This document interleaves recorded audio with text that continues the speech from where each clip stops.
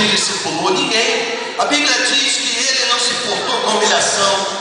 A Bíblia diz que, pelo contrário, por causa da alegria, diga alegria. Eu até pedi, confirmei aqui se estava a palavra alegria. Nós temos ministrado sobre alegria. Terça passada falando sobre alegria aqui, sem microfone, sem som. E hoje eu estou te falando o que está na palavra. Jesus, pelo contrário, ele não deixou que a cruz fizesse que ele desistisse. Você pode dizer glória a Deus. Jesus não desistiu da missão dele. Ele não se abalou com o que falaram dele. Alguns diziam, né, como Filipe lá no início, não nosso Filipe, pode vir alguma coisa boa de Nazaré.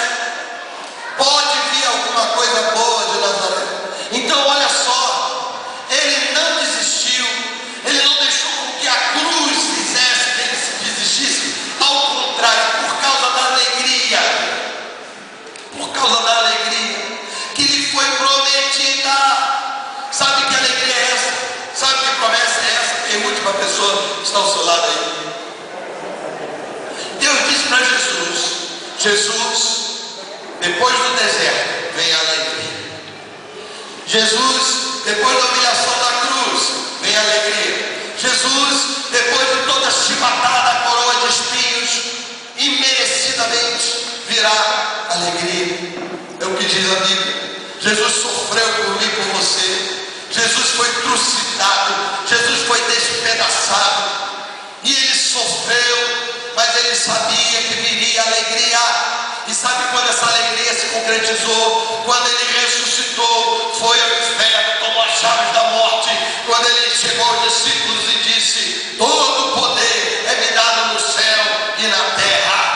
Eu agora restituo a alegria que eu tinha lá com o Pai.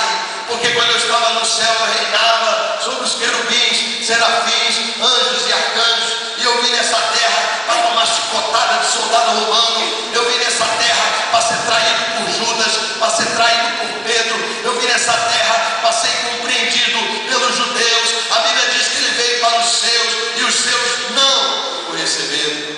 Então Jesus estava triste.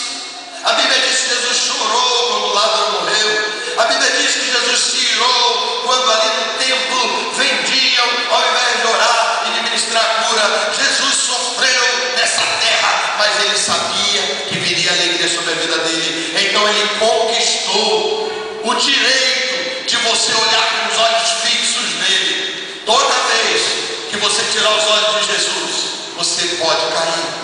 Porque quando a gente tira os olhos de Jesus, a gente olha para o pecado, a gente olha para o obstáculo, a gente olha para a fraqueza, a gente olha para a desgraça, a gente olha para o demônio. Uma forma de você caminhar nessa vida é olhando firmemente para o autor e consumador da nossa fé. Eu não sei se você está ouvindo, mas se eu fosse você, eu diria amém. Eu quero olhar para Yeshua, eu não quero tirar os olhos dele, porque pode ser que o que for, pode acontecer o que for, a bomba atômica, uma guerra mundial, eu não vou me desviar, não vou me vender, não vou fraquejar, porque eu estou olhando para Jesus.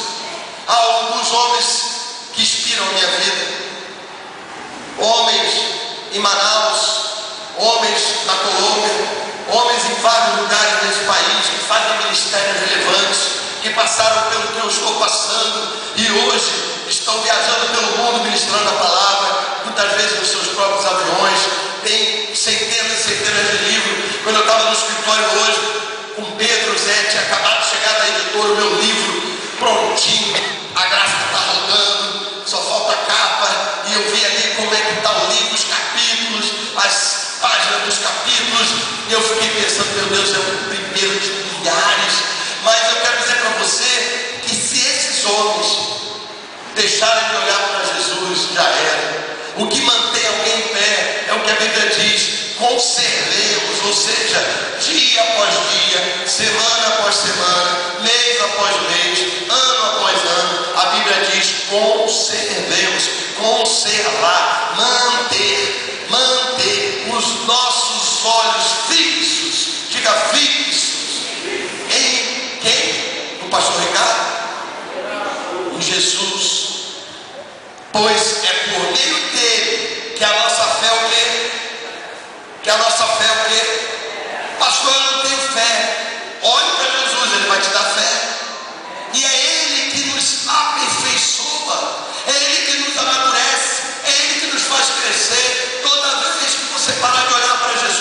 você vai travar sua conquista, a misericórdia. Toda vez que você parar de olhar para Jesus, você vai perder anos de unção, misericórdia. Toda vez que você parar de olhar para Jesus, você vai travar os planos de Deus na sua vida por culpa sua. Porque olhar para Jesus é ser aperfeiçoado. Parar de olhar para Jesus é regredir, é andar que nem caranguejo, é andar que nem galinha. Tem gente que diz que não come galinha no ano novo, porque galinha cisca para trás, é crendice. Porque as pessoas não querem andar para trás, não querem retroceder, querem ao contrário, como diz a palavra, avançar, avançar, avançar, avançar. Como diz a palavra, prosseguindo rumo ao alto. Como diz a palavra, como o sol, a cada dia brilhando mais e mais até ser dia perfeito. Só que a Bíblia diz que quando eu olho para Jesus, eu sou aperfeiçoado, e o contrário é verdade. Se eu parar de olhar para Jesus, eu paro, eu retrocedo, eu não avanço, eu desaprendo. Pastor, peraí, andar de bicicleta a gente nunca esquece. Se você ficar anos sem andar de bicicleta, você vai subir na bicicleta, você vai puxar o pedal, você vai forçar o pedal, ela vai dar um impulso, você vai se equilibrar e vai andar na bicicleta. Essas coisas realmente não se desaprende, mas no mundo espiritual, quando você para de olhar para Jesus, você retrocede, você não fica parado, você não volta ao estágio que você esteve, você vai para o fundo do poço. Por quê? Porque você tirou o olho daquele que te mantém de pé. Quem te mantém de pé nessa terra não é culto todo dia, não é barreirão todo dia, não é holy night todo dia, não é vigília todo dia, não é cair no espírito todo dia, não é falar língua todo dia, não é meter o dedo na tomada e tomar choque e ficar. Não, quem te sustenta nessa terra contra demônios, contra a frieza, contra mentiras, contra fofocas, contra coisas que querem te desanimar, te afastar da igreja, é Yeshua HaMashiach, o Filho de Deus. Olha para que é Ele, porque é Ele que conquistou com a sua humilhação o direito de você olhar para Ele. Sabe onde Ele está agora? Adivinha onde Jesus está? Onde Ele está? Ele está assentado ao lado de Deus. Ele está honrado, Ele está reinando, Ele está olhando para você e dizendo: meu filho, minha filha, eu quero que você reine também. Mas você precisa entender que há princípios. Diga princípios. No mundo espiritual, os princípios são inquebráveis, não tem exceção. No mundo espiritual, os princípios são inegociáveis. Deus não negocia. No mundo espiritual, os princípios são sem exceção. Essa frase é errada. Toda regra tem exceção. No mundo espiritual, toda regra, é comando, é princípio e não tem exceção. Quando a Bíblia diz: conservemos os olhos fixos em Jesus, porque é por meio dele que a nossa fé começa. Toda vez que você tirar os olhos de Jesus e olhar para o homem, você vai perder fé. Porque eu vou te decepcionar várias vezes, mas Jesus nunca. Ele é fiel. Se Ele falou, vai se cumprir. Se Ele disse que vai dar, já está dado. Se Ele prometeu te dar um casamento abençoado, uma família abençoada, meu querido, vai acontecer, vai se cumprir. Investiga, se não está acontecendo, talvez é você que está travando o mover de Deus na sua vida por causa da sua cabeça dura e da sua teimosia, da desobediência, do pecado, da iniquidade. Mas Jesus hoje está dizendo, a palavra dele está dizendo que Ele não desistiu, mas a alegria que estava prometida fez com que Ele vencesse todas as coisas a teu favor, para que você tome posse dessa vitória. Os que estão concordando e tomam posse, digam amém, porque Jesus conquistou a vitória do povo de Deus. Cadê o grito de júbilo da igreja? Aleluia! Meu querido, esse texto é rico demais. Leia em casa, Hebreus 12:2. É claro que a Bíblia antiga tem uns termos complicados, mas essa Bíblia é aquilo ali, ó. Conservemos os olhos fixos em Jesus, porque é por meio dele, de Jesus, que a nossa fé começa.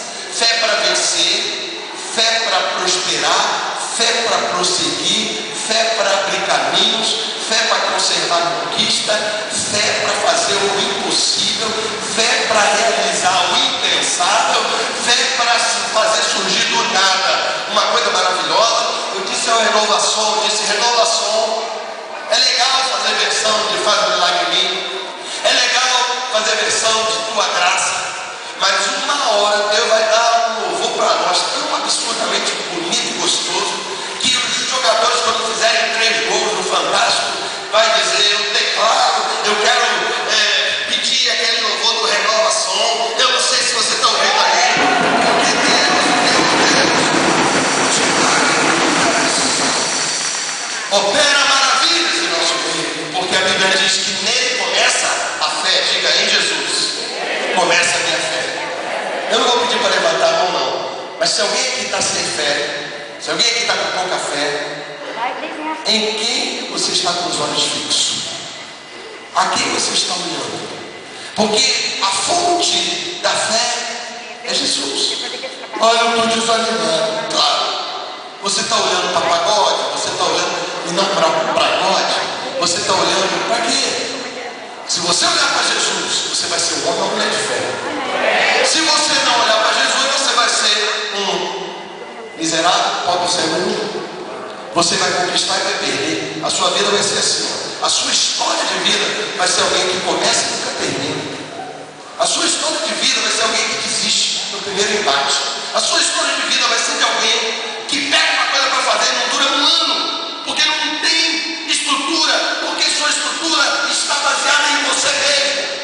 Eu quero dizer para você: eu sou irresistível, inatacável, não é porque eu sou forte, não. Eu sou mais fraco que você, mas eu decidi, quando começou essa igreja, eu sabia que o diabo ia se levantar contra ela, e eu disse: Yeshua, eu não vou tirar os olhos de ti. Toda vez que quiserem me desanimar, toda vez que quiserem me ferir, toda vez que quiserem me atacar, vão enfiar a faca, mas eu vou estar olhando para ti, vão enfiar a espada, mas eu vou estar olhando para ti. Eu não sentirei nada, eu não serei abalado, porque a tua palavra diz que quando eu olho para ti, isso gera fé. Então, com fé, eu vencerei, superarei, andarei sobre o mar, abrirei o mar vermelho e ressuscitarei sempre que preciso for, porque a fé é o sobrenatural, a fé é além do natural, a fé move montanhas de fato. Se você crê nisso, se expressa diante de Deus.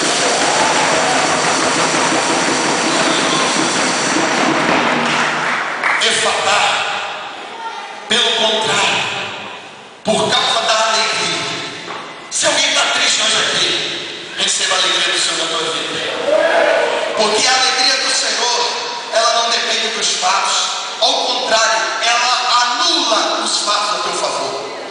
Você pode ser desempregado, você pode estar enfermo no corpo, seu carro pode ter batido no motor, sua mulher te abandonou, tudo isso, mas vem a alegria do Senhor e neutraliza, anula essas coisas, porque quando Jesus estava ali, coroa de espinho na cabeça, lança de um lado, chicotada do outro. Às vezes a gente olha no espelho no rosto de Jesus, eu começo a imaginar que Jesus tinha um sorriso sarcástico para os romanos. Eu não estava lá, os filmes não mostram isso. Talvez eu vou dirigir um filme que eu mostro Jesus olhando para os romanos e rindo. Olha aí, pode bater, porque eu estou firmado na promessa do meu Deus, do Pai. Quando eu estava com Ele disse: suporte, porque depois da aflição do deserto virá alegria na tua vida. Então Jesus estava alegre, não porque havia alegria naquele momento, mas porque depois do choro vem a alegria, depois da tempestade vem a bonança. Eu quero finalizar dizendo para você: tudo que eu estou falando nessa noite é palavra, está aqui. Eu não tenho palavra de mim, eu tenho palavra de Deus. Por isso que você está aí arrepiado, impactado, porque Deus está te falando. A alegria prometida na tua vida vai anular qualquer calvário, qualquer sofrimento, qualquer luta, qualquer dor. Então olhe para Jesus, Ele vai aumentar a tua fé, Ele vai te aperfeiçoar, Ele vai te fazer reinar em vida. Os que recebem, digam amém.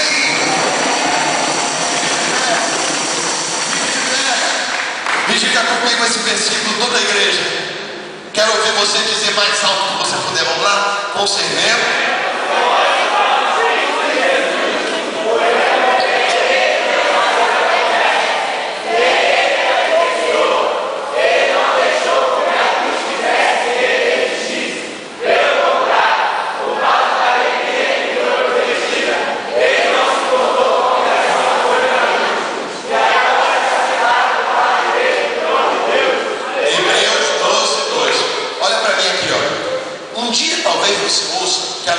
igreja faz lavagem cerebral.